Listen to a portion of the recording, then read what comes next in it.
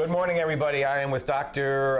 Aaron Carroll here, a pediatrician here at the IU School of Medicine. We've been talking about his book, The Bad Food Bible, and we put some of those, quote, in quotes, bad foods up here, which Dr. Carroll has explained are not quite as bad as everybody thinks. But here's one my wife and I have an argument about. Okay. My blood pressure is fine. Okay. But she claims I have to be careful of salt. And my argument has been, if I don't have a blood pressure problem, should I really be that concerned about salt? And you say, sir. Probably not as much as everybody would say. This is one of those things where we knew that high levels of salt for people with high blood pressure were at very high risk of heart disease. Reducing that levels of salt is a good idea. Great. The problem is we've now taken it too far. And there have been some studies in the last few years, huge studies, hundreds of thousands of people, published in like the New England Journal of Medicine, which show that yes, people who consume very high levels of salt are in danger, but people who consume very low levels of salt that's bad too. actually had a higher risk of death from heart disease than people who consume very high levels.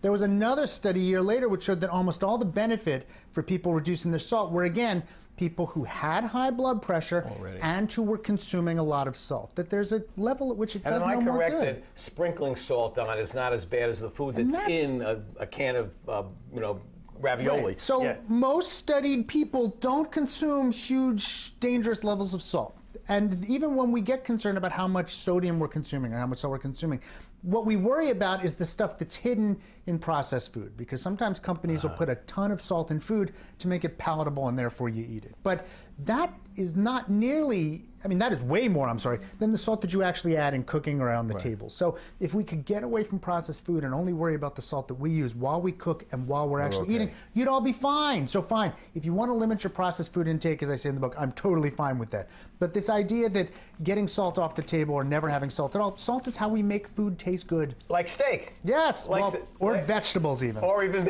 vegetables. God forbid you would eat a vegetable. Yes. Okay, more with Dr. Carroll when we come back. Stay with us. Looking forward to